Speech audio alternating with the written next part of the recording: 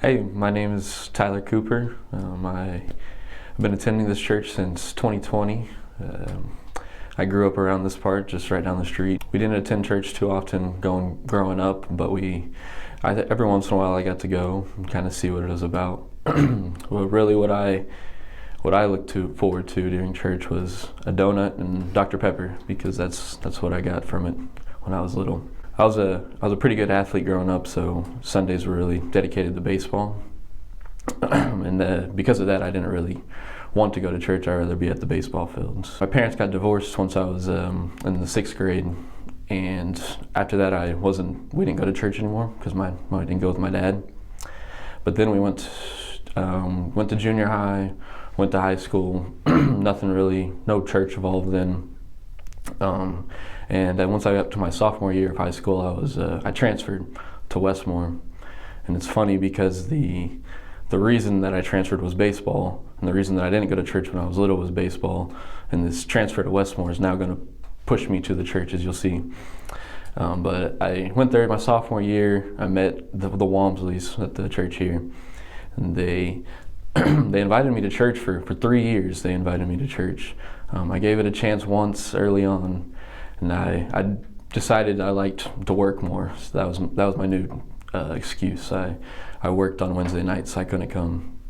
But the Walmsleys, they continued to invite me. They every Wednesday, every Sunday, they invited me. Whether that was Adam, Christina, Jason, they all sent me texts. They asked me. They told me about all the events they were having. The thing that really got me to come, though, wasn't even the fact that they invited me to church. It was more so that they showed me the love. Christina would invite us over for lunch twice a week and make us a home-cooked meal.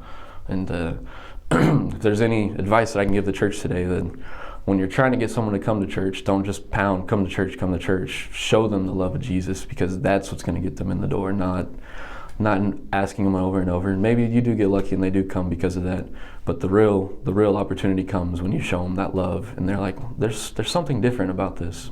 So Adam, throughout high school, he would invite me to church, and like I never was really interested in it, but I could tell something was different about him, just because of the way he acted. He acted different from the other guys, and I thought it was weird at the time, but I'm now weird just like him, so I understand now.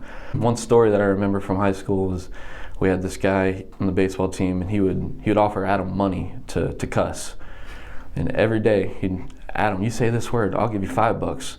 And like we got to senior year, finally he never had done it, and the guy's like, Adam, $100 if you say this right now. And Adam's like, no, I'm not gonna do it. And because of that, I was like, there's something different about this guy, and it really got me intrigued. I was saved right after high school. It was in 2020, the midst of COVID. Everybody hates COVID, but COVID is actually the time that I was saved. So it's a terrible thing, but I look fond on it because of the salvation that came through that. We got out of high school, Adam and our other friends and a couple guys from the church here, and they invited me to play basketball one night during COVID. We were in lockdown, nothing really going on. So I was like, okay, yeah, I'll come play. And he invited me to his graduation party at basketball.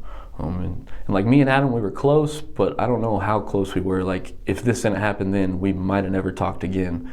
So like it was a God thing to push me to basketball that night, because then I go to his graduation party, then I start playing volleyball at the church.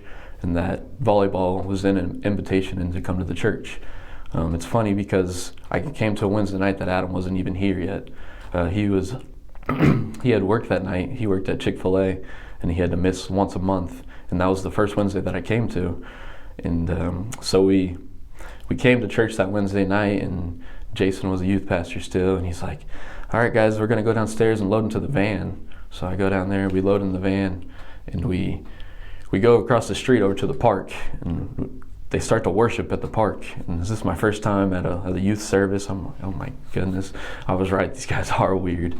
But I went, I thought they were weird, but I came back. Something was different, something was pulling me. The morning that I was saved, Brother Keith was giving a message. It was over Matthew chapter 13, the parable of the sower.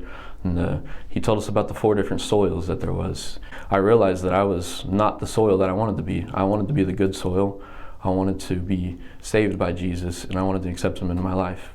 And that morning, I talked to Jason after service, and I gave my life to Christ. There's a couple different things that I've seen change in my life because of that. The first thing is my anger. I was a very angry person before, and it didn't happen instantly. It's something that I had to work on, something that I had to read and to ask God, how do I fix this? But I've been able to get better about that. I've had to take a step back and realize where that anger came from, and it was my competitiveness. I had to realize that winning is not everything, because that's the thing that's been pounded in me since I was a little guy. So I had to realize that wasn't everything, especially when it pushed people away from the cross. Another thing that I got from after being saved was that I met my wife. I met her before being saved, but if I hadn't accepted Jesus, I wouldn't have deserved her. She was too good for me. She still is too good for me.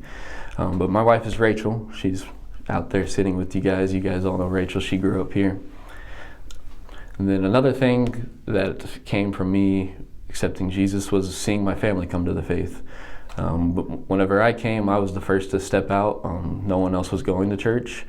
But since that day, I've now seen my little sister come to faith, then my stepmom did, and then my dad did, and now my baby sister and my little brother did, just got baptized a couple weeks ago. And you guys have all gotten to see every one of them baptized in the church. So if there's something that I can offer you guys today, is that to take that step of faith, because you don't know who is going to come follow you after that. Not too long after I was saved, it was about a year after I was saved, I felt the call of God to ministry. We were at Falls Creek, and it's something that I'd learned about not too long ago, and I was dealing with it, I was struggling with it. I didn't really know what it meant, but then they gave us a message one Tuesday night, and he was telling us that God doesn't call the equipped, but he equips the called. That really spoke to me that night, because I was scared to say that I was called to ministry, because I knew I was such a baby Christian, and I knew that I didn't know all the things that other people who are called to ministry did. But whenever he said that, I realized that God was calling me to that. And that night I accepted the call. And since that day, that's all I've cared about.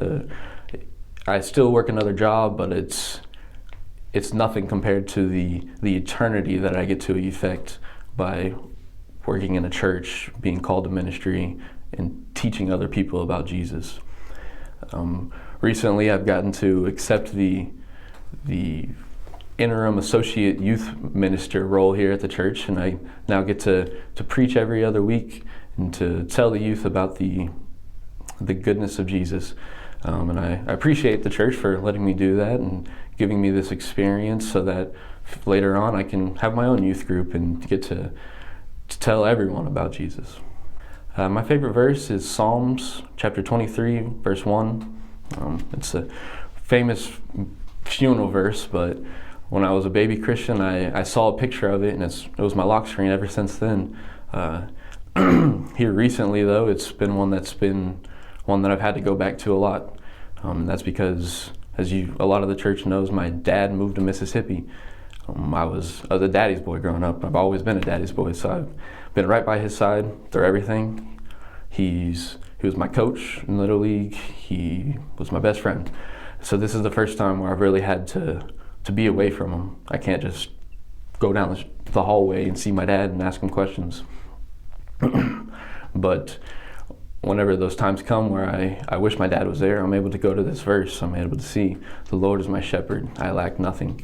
And that gives me comfort, knowing that even though my dad's not here, I still lack nothing. Even though I don't have everything, I still lack nothing. And that's a powerful verse.